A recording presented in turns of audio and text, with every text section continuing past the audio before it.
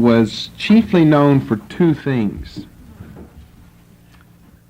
And I would say that the workings of all of this are very important for you to know as a student of the Bible. Now, the details get rather complicated, especially in the first of these two things. The first of those is what we're going to look at now for the next hour or so.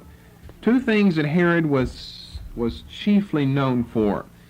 First of all, for the intense jealousy and suspicion, particularly in domestic affairs, which just led to uncounted murders.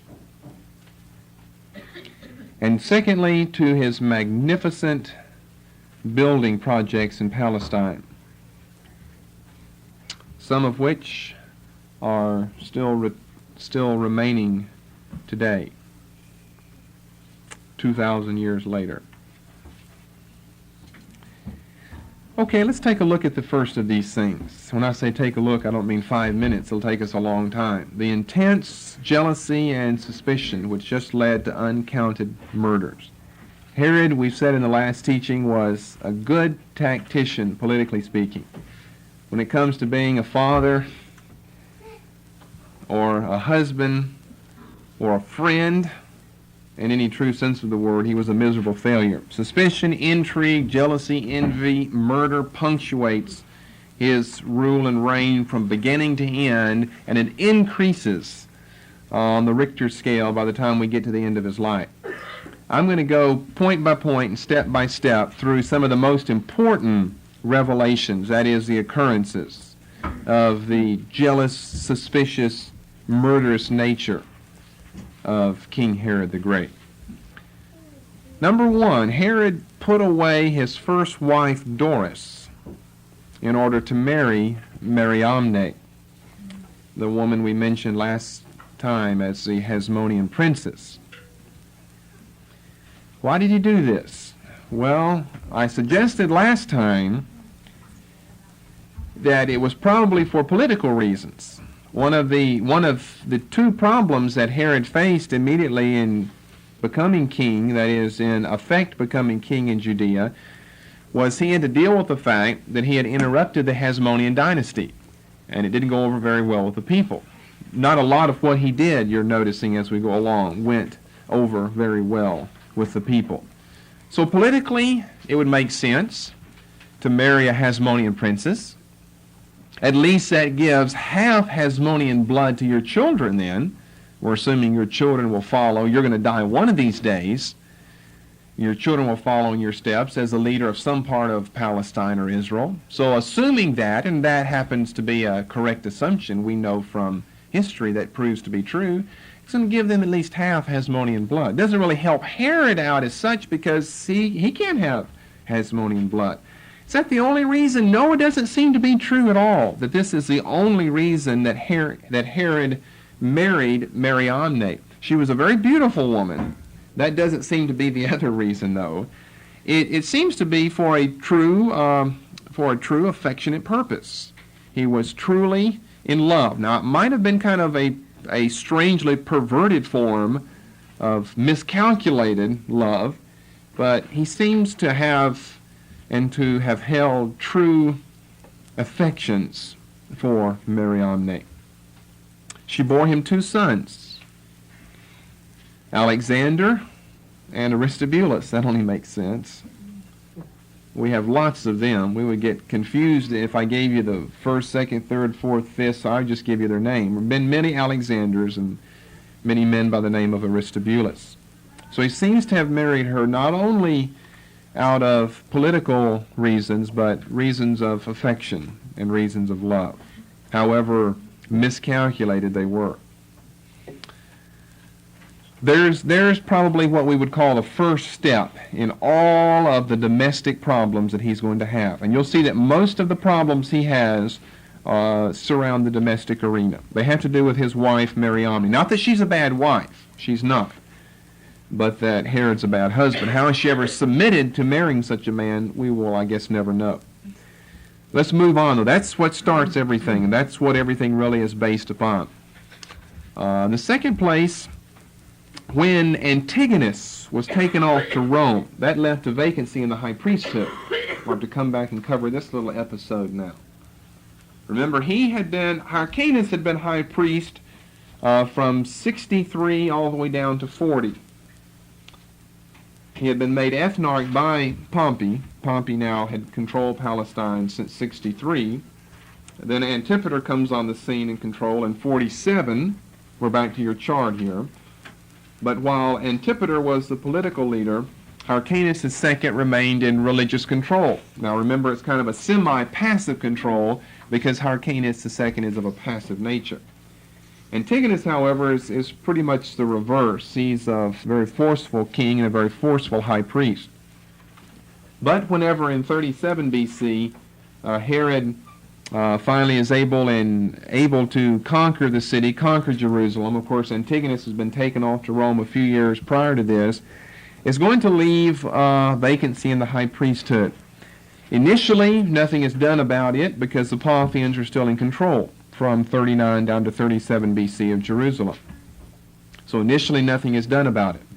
However, whenever Herod finally gains control of the city in 37, then he has to do something about it. You might think that he would appoint himself, but he's not quite that vain. He filled the vacancy with an obscure Babylonian Jew by the name of Hananel, or Hananiel, or Ananel. You'll see his name spelled many different ways. It's lacking the H on your chart. Probably that's the more appropriate name. Hananel, Hananel. A Jew born in Babylonia. Well, what does that do to his popularity in Palestine? He needed a good Orthodox Judean Jew, but he appoints one from Babylon. However, Alexandra, remember who this Alexandra is? That would be Herod's mother-in-law. That's the daughter of Hyrcanus II, who was the mother of Mariamne, who is now the current wife of Herod after he's divorced Doris. So Herod's mother-in-law doesn't go for this at all, and this really brings up problems. It's a little stereotyped because of the stereotype of sons and mothers-in-laws, but Herod and his mother-in-law have very, very significant problems until he terminates her, and that takes care of his problems then. His mother-in-law wants her son, Aristobulus. Sorry about all the same names. Too bad one's not named Chino. That would help out a lot. But Herod's mother-in-law wants her son, Aristobulus, to be high priest. This is starting in 37 BC. And so, because of the pressures of his mother-in-law, and he's married to her daughter, Mariamne, then he conceives temporarily, after a couple of years here, to raise up her son, who is a 17-year-old boy, whose name is Aristobulus, to be the high priest. Now, Aristobulus dies. We don't know exactly what happened, but we think we have enough of the details to piecemeal it, as it were, back into one place and find out what did take place. Josephus gives an account that doesn't seem to be totally true, although the germ of it seems to be true. He seems to have gotten it from an unreliable source. Josephus tells us that Herod appointed the Gauls, Gauls, the Gauls, who were part of his soldiers. They were garrisoned there with him, people from Gaul, to take Aristobulus down to Jericho and repeatedly dip him in a pool there until he drowned to death. That's what Josephus tells us happened to Aristobulus.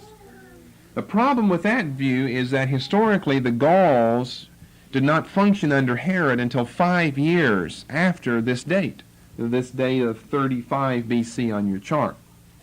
Historically, that seems then to be what we would call an anachronism.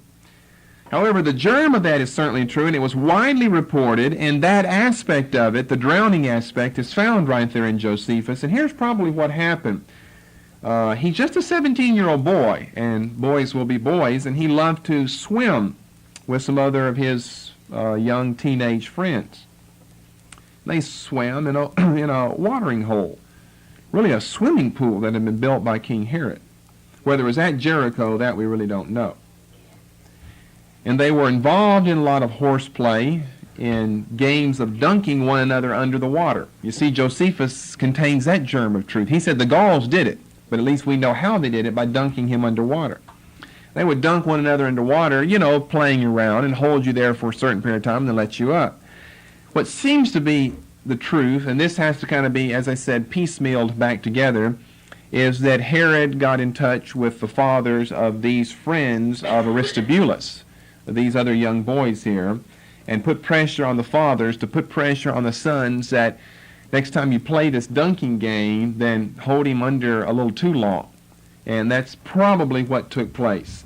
These friends of Aristobulus dunked him underwater, held him a little too long, and he drowned here in the swimming pool. Now, practically all the Jews, particularly including this young man's mother, Alexandra, of course his sister would have been Mariamne, practically all of the Jews felt, even though Herod shed a few tears at the funeral of the young boy, they felt that Herod was behind the plot.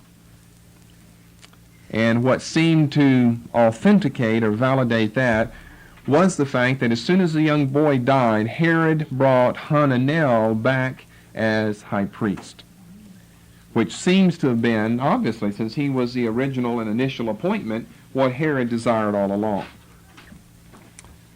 Okay, so this little suspicious, jealous aspect of Herod's reign gives us a little light on the initial aspects of the high priesthood. So let's look at our chart here and get familiar with this, so we won't have to say much more about this. Notice all the lines drawn here, they spell it with an A, beginning it with an A. Perhaps it should be begun with an H, Hananel or Ananel. He's high priest. It looks like they've got him from like 37 down to 35, which is probably true as far as we know it. We don't know the exact dates along here. Aristobulus, the brother of Mariamne, the son of Alexandra, descended from Hyrcanus II, therefore of Hasmonean blood, as a 17-year-old boy becomes high priest, which just doesn't really work out in Jerusalem at all anyway. After he is drowned, Hananel is replaces Aristobulus. He comes and takes the high priesthood again, and they've got him down to about 29 or 28 BC. Notice we start having question marks with that. This story was well reported, the story about Hananel and Aristobulus and Hananel, the 1-2-1 idea of the high priesthood here. When you go down through Jesus, Simon, all the way down through Matthias and those other names at the end, all of that is extremely questionable, and that's why we have some of the question marks. We'll deal with a little bit of that probably through Simon this evening, and that's about all. The other aspect, you see that they're only there for a period of a month or so apiece anyway, the last three, so we don't have a lot to do with that anyway. Okay, another thing along this line of the intrigue involved brings us, in my notes, into number 3. First of all, he puts away Doris to marry Mariamne. Then he raises up in the second place Hananel, then Aristobulus and Hananel. The third place, meanwhile, we're still around this 37 to 35 period. Meanwhile, Cleopatra VII, the last of the great Ptolemaic rulers in Egypt. We left her dead, by the way, last time, but now we're backed up a little bit earlier, so she's resurrected in our teaching tonight. Meanwhile, Cleopatra VII has tremendous desires to control the land of Palestine. Why? Just like her ancestors had done before. Remember, the Ptolemaic regime had controlled it from 320 to 198 BC, whenever it fell into the hands of the Seleucids. And it remained there until the period of the revolt of the Maccabees, and it remained with them until the period of Pompey in 63 BC and the Roman control of Palestine. Cleopatra VII is the last of the great Ptolemaic leaders in Egypt, and she wants to control the land of Judea. She gets her foot in the door of Jewish politics through none other than the mother-in-law of Herod, Alexandra. How does this happen? This happens, this is why I said it's very complicated. That's why I'm trying to break it down step by step, and I think it will be easier for you to assimilate, comprehend. The mother-in-law of Herod, Alexandra, had been in contact with Cleopatra over the drowning death of her son. She had asked Cleopatra, can you do something about this? Cleopatra said yes, not that she was concerned about Alexandra's son. She doesn't even know the boy.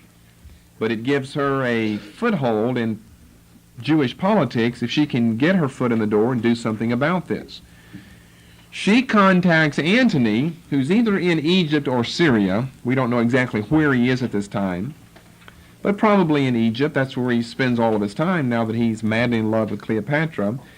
Antony, who's controlling the Roman Empire, basically.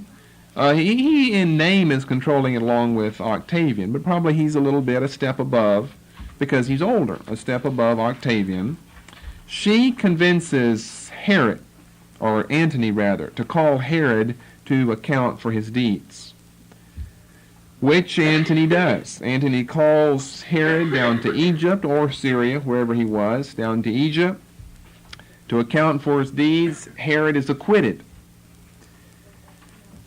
Antony bases this on his argument. He said, you can't keep the strings pulled too taut on a vassal king or he ceases to be any type of king at all.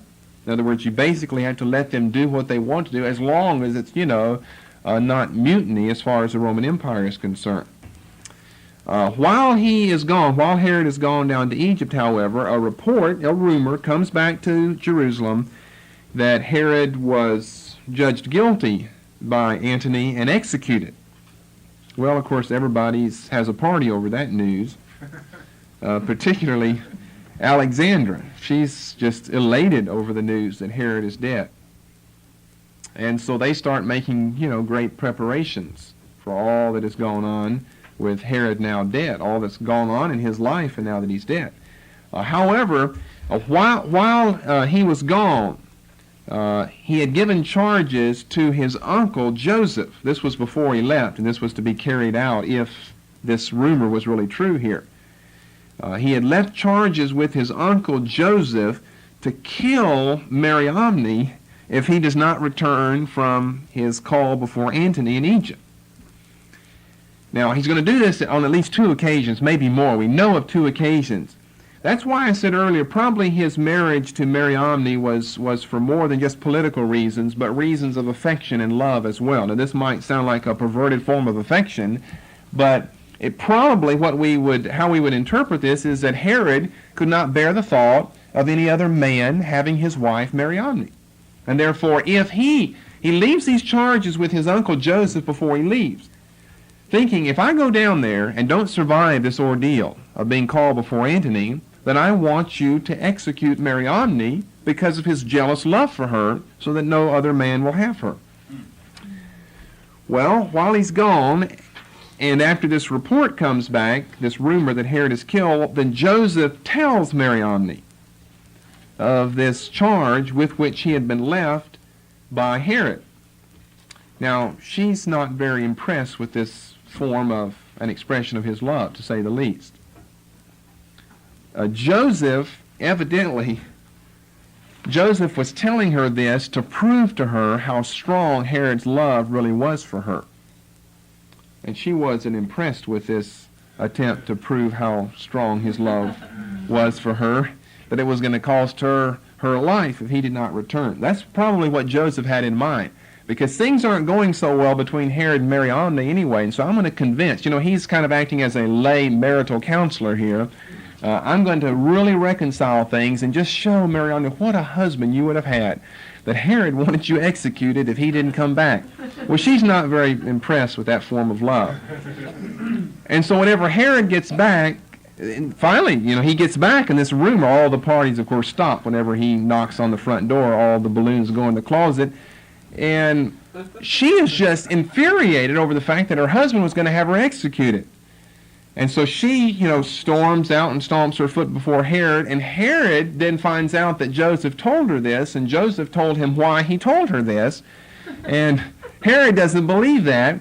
Herod deduces that we must have criminal relations on our hands that have taken place between Joseph and Mariamne, and now Mariamne is feeling a little guilty, and she's telling me all of this, and what caused Joseph to tell her that was the fact that Joseph felt guilty after their criminal relations. The point of the story, Joseph was executed. His uncle, Mariamne, was spared without any allowance to defend himself or his case before Herod, his nephew. Now you're getting a little flavor of all of the domestic intrigue and jealousies going on in Herod's life. And I'm giving you all of this to lead up to something, obviously, and to prove a point here in a moment. Okay, did you get all of that down? In the fourth place, with the defeat of Antony in 31 BC by Octavian at the Battle of Actium, and of course the double suicide that follows that, Cleopatra's desires for Palestine fall through because she falls through. Herod and Antony had more or less been friends before this, and that can be proven by the fact that Herod was acquitted before Antony. Now Antony's dead. Now Cleopatra's dead. The Battle of Actium, 31 BC. Now Octavian is leader of the Roman Empire. He becomes Caesar Augustus. Herod, being the opportunist that he was, is now going to have to make an attempt to win the friendship of Octavian. So Octavian calls Herod to the Isle of Rhodes, the famous Crusader Isle, the island of Rhodes, just off the southwestern coast of Asia Minor, or Turkey today. He calls Herod before him to give an account of himself. Now Herod, being the opportunist that he was, switches sides again. He had been a friend of Antony. Now he switches sides to Octavian. Here's what he did. Let me tell you this story. This shows it was quite a gamble. I mean, and the risk was his life. That was what was involved. It was quite a gamble, but politically, I guess he felt that he could beat the bad odds on this deal. Whenever he was brought before Octavian on the Isle of Rhodes, he left some other people in control of Jerusalem meanwhile while he was gone. Then, what you would think that he would say is, yeah, I never did like that Antony to begin with. He was really bad. I always wanted to be your friend to begin with. Well, you can tell that's a lie. I mean, you can see right through that in a hurry.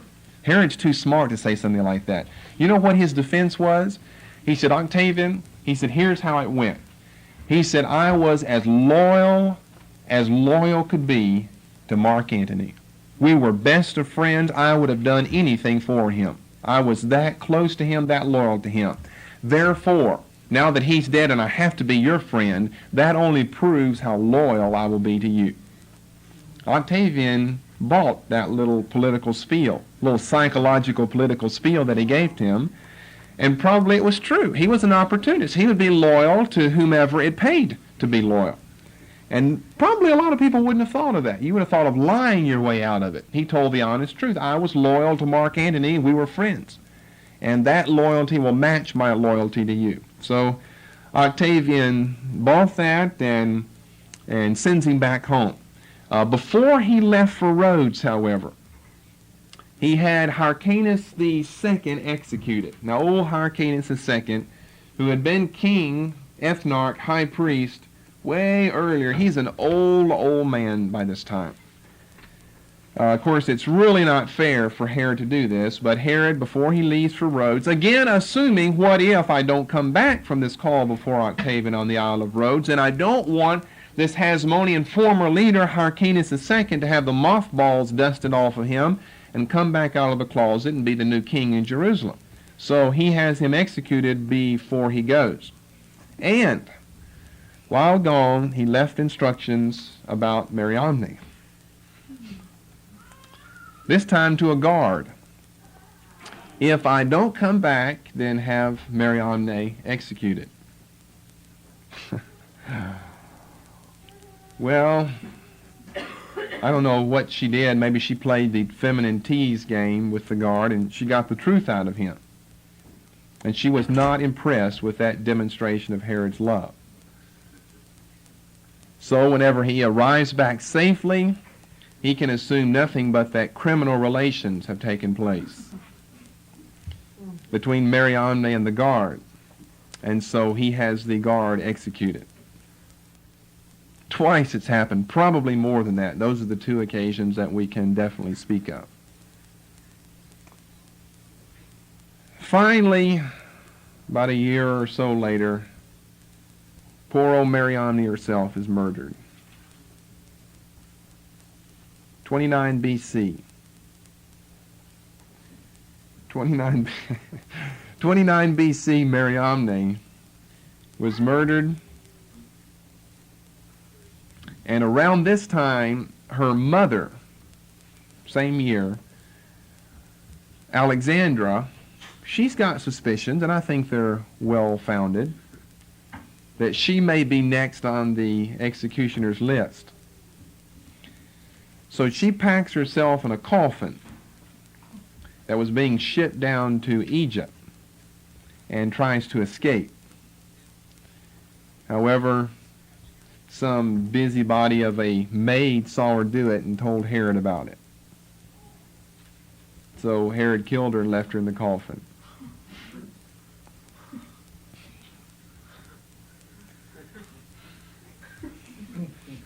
He was one of the worst of all men. Herod was not, well, as they say, with friends like that, who needs enemies? With a husband like that, executes everyone around you and finally executes you and your mother and so forth. Now, around this time, jumping back to our high priesthood notices here, around this time another high priest is appointed. We don't know exactly what happened to Hananel. Maybe a good guess would be Herod executed him. But somewhere around this period of time, another high priest is appointed by the name of Jesus.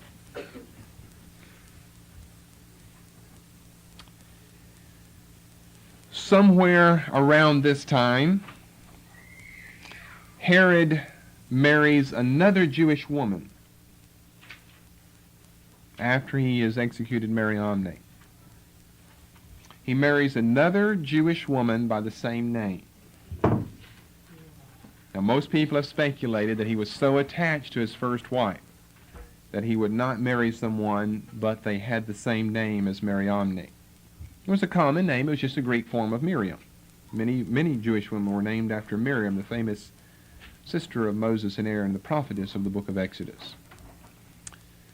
So he marries another woman by the name of Mariamne, who was the daughter of a priest, of a local priest by the name of Simon. Now, he was just a regular priest. What I mean by regular, I mean a non-high priest type of priest. So Herod, not liking the appearance of himself being married just to a commoner, this daughter of a priest, just a regular priest, decides, what do we have here, around 33 or around 23 BC, to elevate her father to the high priesthood, her father Simon. And here he continues until 5 BC. Now that kind of fills you in briefly, but we don't really know any more than that. And even that is sketchy, as you see by means of the question marks on the chart, with the situation of the high priesthood. In other words, we have, after this period of Hyrcanus and Antigonus, we have Hananel for a couple of years, then Aristobulus for a few months, then Hananel for a few years more. Then Jesus, we don't know what happened with Hananel. Did he die? What happened to him? Of course, you were supposed to have a high priest die before a new high priest can be appointed. The high priest was made high priest for life.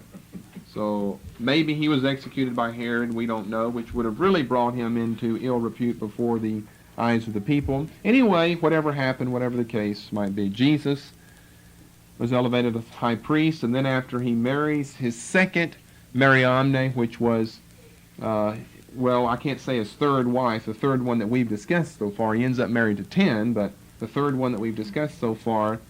Then he elevates her father, who was a common high priest, to the high priesthood, which he occupies for, a period of about 20 years. Okay, in the fifth place, let's get down. That brings us down then to the last years of Herod's life. This is what's been going on in his life the whole time. You can hardly count all of the jealous murders which have been committed. And the last years of his life were more wretched than the former.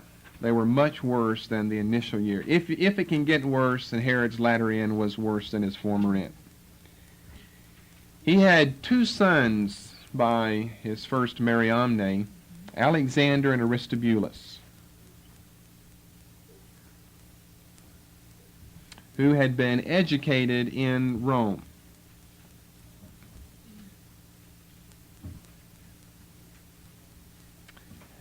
They are just waiting for an opportunity to avenge their mother's death. We've got lots of sons here, Alexander and Aristobulus. They're just waiting to avenge their mother's death. When Herod has another son, then who tries to poison his mind about these 2 sons, because this son wants control after Herod dies, then Alexander and Aristobulus are executed by strangulation. And then after that, this son tried to literally poison his father. First of all, he poisoned his mind about 2 of his other half-brothers. Now he literally tries to poison his father. He failed to do it, and as a result, his father had him executed as well. Around this time, it's reported that Augustus Caesar, Octavian, made the quote, "I would rather be the hus of Herod than his huios," which translates, "I would rather be his hog than his son." Why? Because he felt that if he were a hog, he would stand a better chance of living a full life. Because Herod, being partial Jew, observed the dietary laws of the Jews. And of course, he didn't eat swine. For the continuation of this message, please turn. Because Herod, being partial Jew, observed the dietary laws of the Jews. And of course, they didn't eat swine. And so if you don't eat them, you don't slaughter them either. You let them live. So he felt it would be safer to be the hog of Herod than to be his son. That's a literal quote from Augustus Caesar. "I would rather be Herod's pig than his son," because he stood a better chance of living. And that's probably true. He killed everybody, his sons, his wives, in-laws, outlaws, under-laws, whatever. He kills everyone. Now, at the end of his life, he begins to really suspect everyone. When you kill that many people, somebody's bound to be after you by this time. He almost has miraculously escaped. We're going to give you more details of this probably next time or maybe the time after that. He almost miraculously escapes every attempt to assassinate him. Many people have tried to do it over the years, and it's almost miraculous. He is able to kill almost anyone at will, and no one seems to be able to touch him. But as he gets old and older, then he obviously gets a little more frightened, because he knows that as time mounts up, then so do enemies. And as enemies mount up, then so do possible assassins. And therefore, my life is valuable to me, and I don't want to have to go that way. So he could tell that lots of people are probably after him. Now, there's a story reported in Josephus. We don't know how true this is. Probably it's not true, but I'm going to give it to you anyway because it's so interesting. He could tell that he was dying. We're talking about 7 BC, around here. He could tell that he was dying. And a story went around, a rumor went around about his reported last wishes, which went something like this. He knew that whenever he died, no one would mourn his death. And that made him very sad. To think whenever I die, no one is going to mourn my death. As a matter of fact, there are probably going to be parties once I die. He didn't like that thought at all. He wanted there to be tears shed, whether over his death, at least to coincide with his death.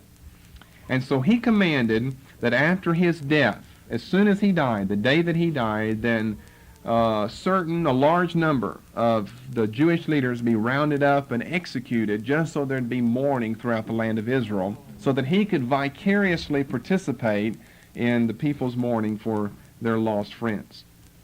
We think that thankfully this order was not obeyed. Nobody really liked Herod at all. He was able to control people by his murders. That's how he controlled everyone. He got people out of the way that he didn't like.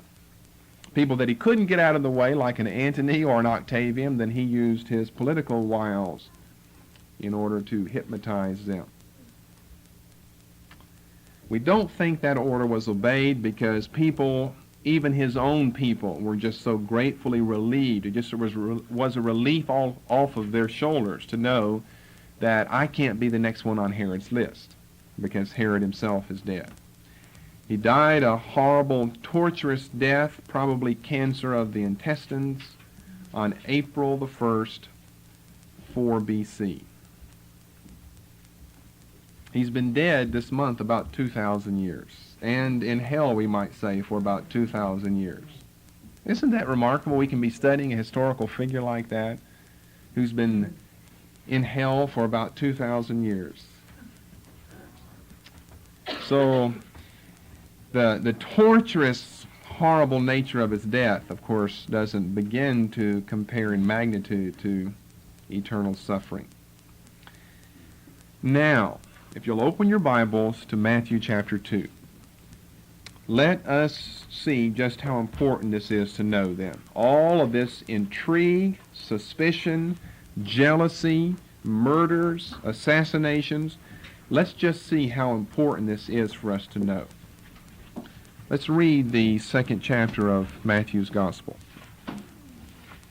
Biblically speaking, here's where the bulk of the King Herod material is provided, the 2nd chapter of Matthew. He appears other places. He's referred to in Luke 1:5 as Herod, king of Judea. Luke 1:5. John the Baptist, we see, was born in the days of Herod, king of Judea. Luke 1:5. We'll look at Acts 23:35 in a later teaching, but you can mark it down, Acts 23:35. We'll have a thing or two politically and in other ways to say about Acts 23:35. Now, Matthew 2 is generally referred to as the slaughter of the innocents. Now, from what I've just given you, and I've given all of this to you, remember what we're studying, intertestamental period, is to better help us get a grasp and a feel and a flavor for the New Testament. Now, you wouldn't have to know all of that to read Matthew 2 and get something out of it and to basically understand it. But how much better does one understand Matthew 2? And you really can get right into the train of events and the series of events here after having learned what we've just covered here. He was so suspicious of everyone, particularly down at the very last stages of his life, that he is jealous over a newborn infant. I mean, how can you be jealous over a child that's 1-2 years old? Well, when it's reported that this child is king of the Jews, and that happens to be your official designation, Herod the Great, king of the Jews, you can see why he's suspicious. I mean, if a donkey was born who was called the king of the Jews, he'd probably have him assassinated, just to make sure that all of his enemies are taken care of. Now, when Jesus was born in Bethlehem, right here, compared to Jerusalem right here. Now, when Jesus was born in Bethlehem of Judea, see, it's significant that he was not born in Nazareth. Now, he was brought up there, but he was born in Bethlehem. In Bethlehem of Judea, in the days of Herod the king. Now, see, this is popular from Christmas plays and movies. We all know about Bethlehem. You can almost quote some of these verses here. The verses here and the verses over in Luke's account as well. But now we're really giving you some information about exactly who this man was called Herod the Great. Herod, king of the Jews. Herod, king of Judea. And what he was like. Behold, there came wise men from the east to Jerusalem, saying, Where is he that is born King of the Jews?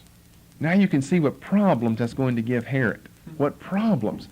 Where is he born? In other words, Herod would want to say, I'm right here.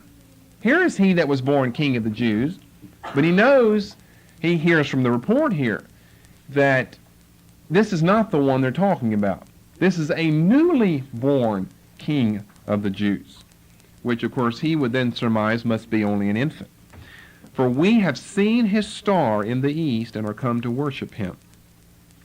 When Herod the king had heard these things, he was troubled. And notice this next phrase, and all Jerusalem with him. Now why would Jerusalem be troubled? They would like for Herod to be put out by another king, but they know if there's another incumbent king, one that's here, that's just not made king yet, but he is the official king, and that is this newborn child here. Herod is then on the outside. That puts him on the outside automatically. And what's that going to do but fill Jerusalem, or they later find out it's Bethlehem, fill Jerusalem, Bethlehem with bloodshed. That's why all of Jerusalem is troubled. When he had gathered all the chief priests and scribes of the people together, he demanded of them where Christ should be born. And they said unto him, In Bethlehem of Judea. For thus it is written by the prophet, And thou, Bethlehem, in the land of Judah, art not the least among the princes of Judah. For out of thee shall come a governor that shall rule my people Israel. That was his first title. He was a governor of Galilee. Then Herod, when he had privily called the wise men, inquired of them diligently what time the star appeared. He sent them to Bethlehem and said, Go and search diligently for this young child. And when ye have found him, bring me word again, that I may come and worship him. What seems significant here in the way he's portrayed is that hardly a plan of his has ever failed until God, the Creator himself, steps into the scene of events and causes his plan to fail. Of course, we know here by means of supernatural dream and vision and the appearance of angels here. Not a plan of Herod's has failed to have someone executed. You see, it's almost, dear friends, that's why we're studying this. That's why we're being so technical in these areas. It's almost as though it's to be understood by the authors of the New Testament that we be thoroughly familiar with all of the background material with which they were familiar. Or how can we understand their material? They're writing from a certain perspective. We're reading from a 2,000 year later perspective. Herod the Great, I remember him as a child. My grandfather played him on the stage up in the front of the auditorium. That's who Herod the Great is to a lot of people, And when you understand all of the intrigue going on in his domestic affairs and how he's been so incredibly successful, no one's been able to harm him.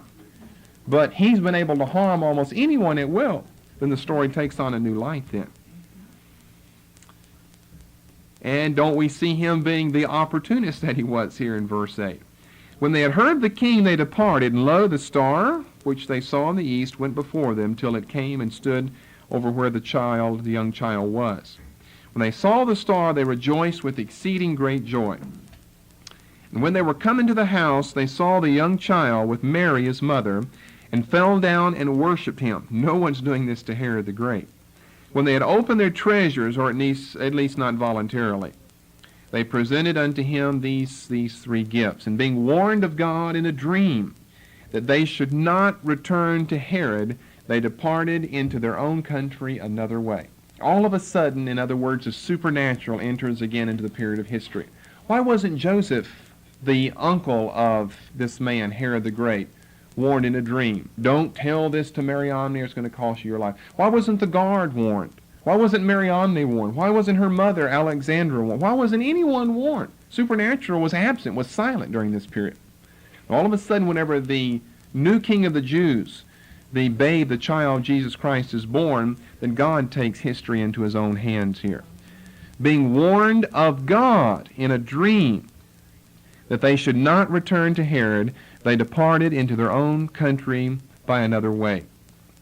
And when they were departed, behold, an angel of the Lord appeared to Joseph in a dream, saying, Arise and take the young child and his mother, and flee into Egypt, and be there until I bring thee word, for Herod will seek the young child to destroy him.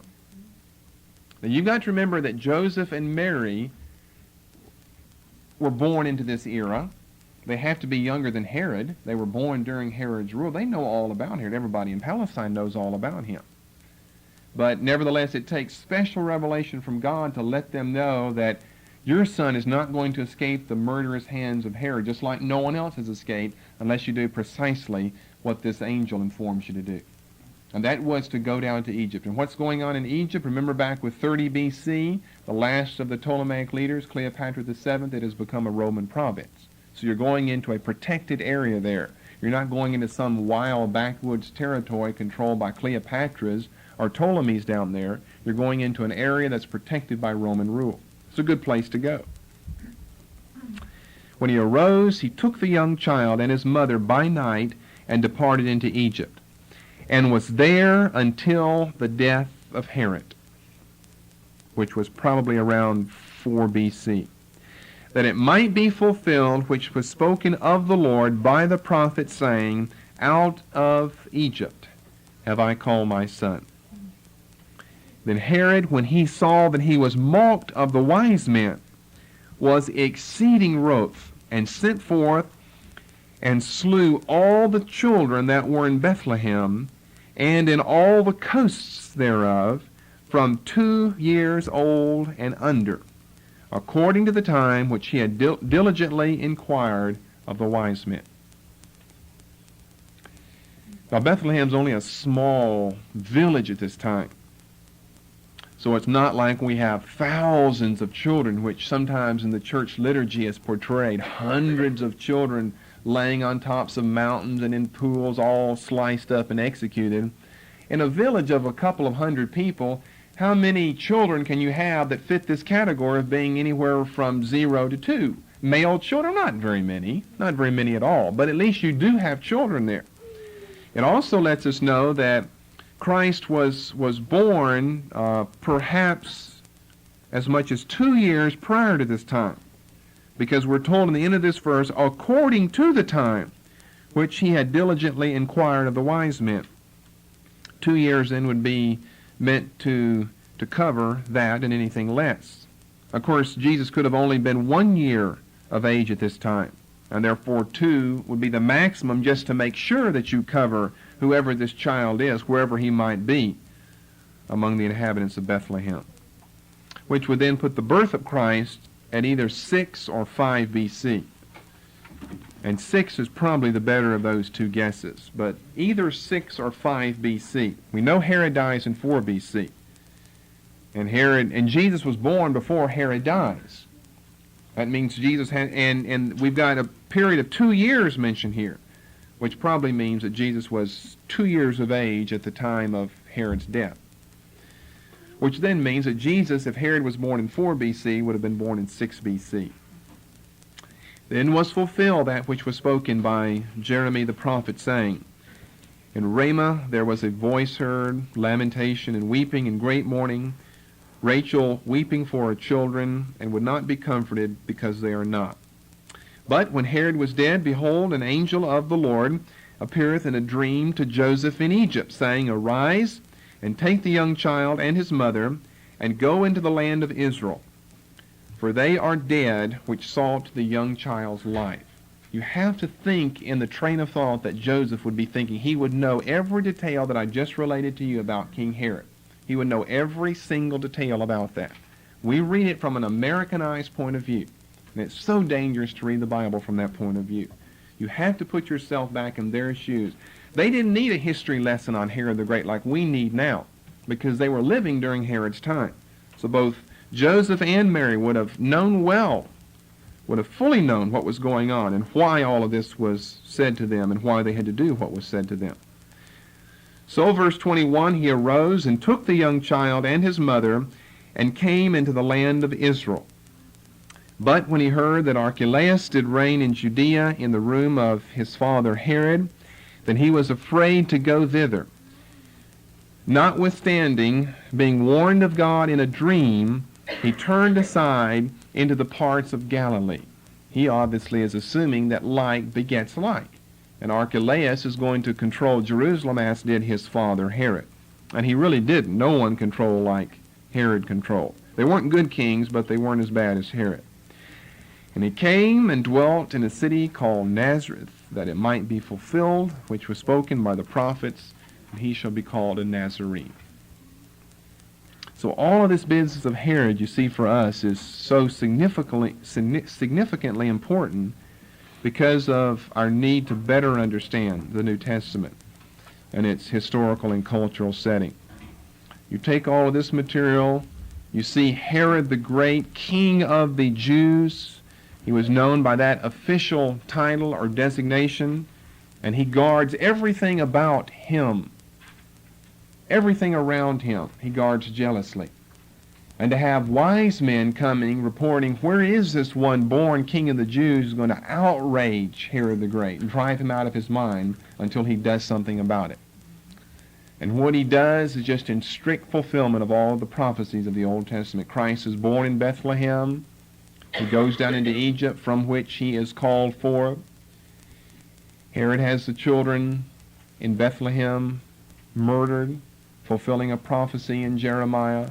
One thing after another. You've got like four specific fulfillments of Old Testament prophecy here, and about as many warnings by means of angels via dreams and visions here in Matthew chapter 2. The supernatural element, in other words, just explodes on the scene of history with the advent of John the Baptist, the harbinger of Christ, and Jesus Christ himself. That ties into our studies about the charismatic movement out there. No miracles before that. We have a specific, incredible scene of history now with the birth of the Son of God. And he's protected time and time and time again in his early stages, in his infancy, by supernatural means and methods of God his Father in heaven. All the plans of Herod are thwarted now. He's been successful every time. All of his plans are thwarted. Nobody is able to lay a hand on Herod until God decides it's time to die. And then he dies a horrible, torturous death, perhaps dropsy, along with cancer of the intestines. You find that interesting? Amen. We'll stop there with Herod this evening. I find it incredibly interesting.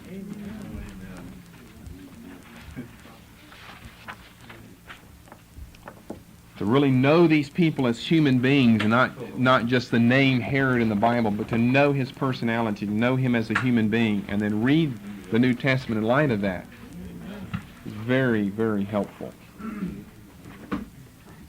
Finally, you can see in the intertestamental period class, we're getting to all the connections that we're supposed to make with the New Testament. That's really why we're studying this, in order to make the connections with the New Testament. Yes. Where was John the Baptist? John the Baptist was born, we're just told, in, what's it called, a city in the hill country of Judea, over in Luke chapter 1.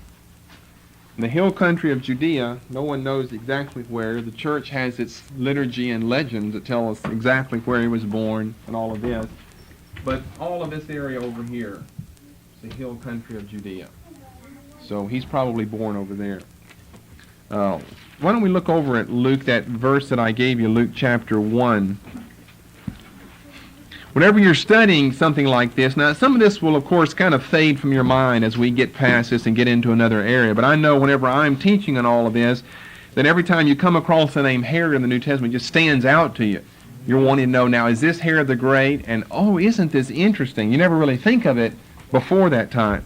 Luke 1 in verse 5. See, Luke, in other words, is dating his history as he does many times. First 3 verses of chapter 2, first 3 verses of chapter 3, and so forth. Now the first verse of chapter 1. skipping the prologue, which is verse 5. There was, and here's his date. He always dates things politically. There was in the days of Herod, the king of Judea. That's Herod the Great, the one we're talking about. A certain priest named Zechariah, of the course of Abijah, and his wife was of the daughters of Aaron. So they both were from priestly descent, and her name was Elizabeth. Then if you...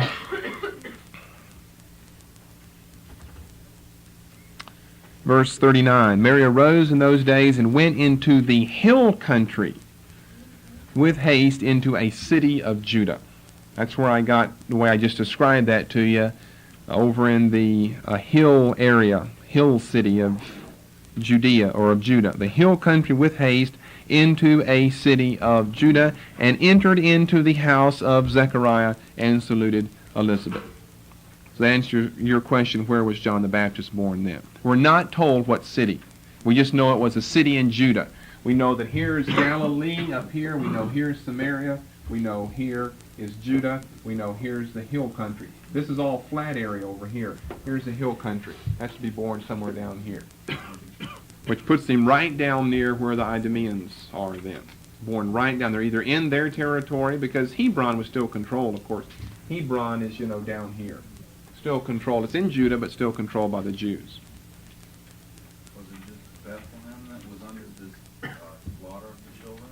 Or No, the King James says coast there, but coast means you got to have water, and you don't have a lake right in the center or a YMCA swimming pool in the center of Bethlehem. To get to the nearest coast should be way over here to the coast here, so it's a poor translation. It just means what you have so many times in the Hebrew, it will call, in the Old Testament, will call a city a mother, like Jerusalem, and then talk about her daughters that are round about her. And the daughters are the little villages, maybe like Bethphage. We don't know if that was an environ of Bethany or an environ of Jerusalem, but it could well have been an environ of Jerusalem. That would have been one of the daughter cities of the mother city of Jerusalem. Therefore, Bethlehem would be referred to as the mother city, and maybe another little village or small group attached to it would be a daughter city of Bethlehem. Would fit the category of what we read, if you remember, over in Matthew 2 of Bethlehem and the coasts, C-O-A-S-T-S. Just a poor translation because of what we think when we read the word coast. Was it even another disease that Herod had?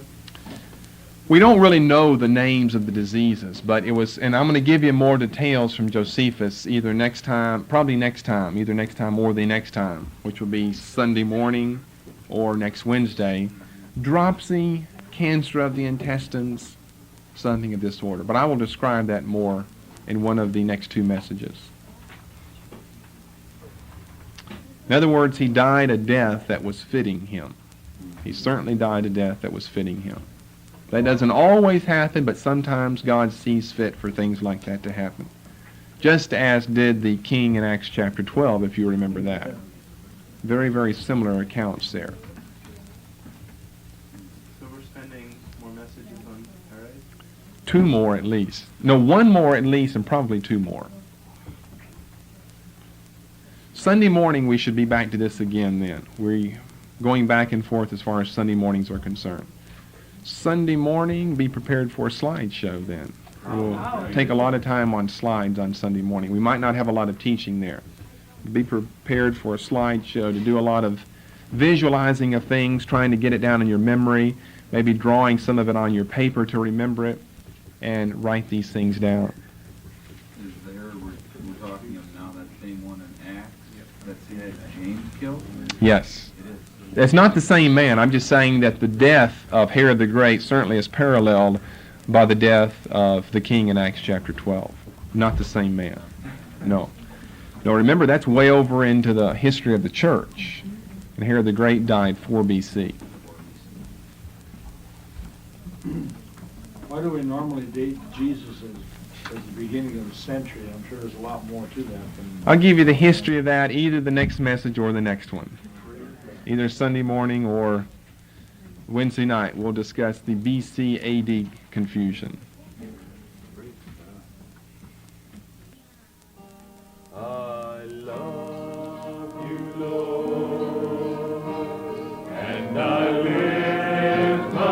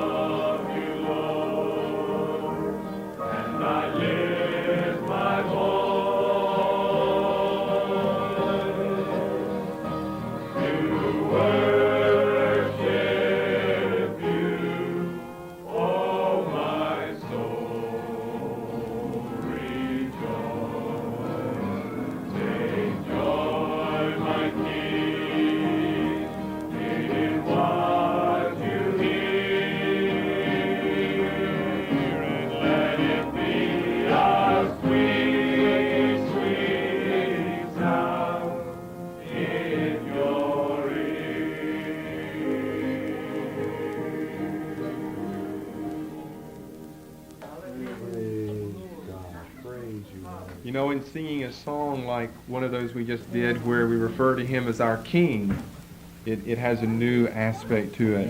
When you see that he took titles like that in light of, existing circumstances. There was no such thing as other kings, and we wouldn't call him king, or there'd be no meaning to it then.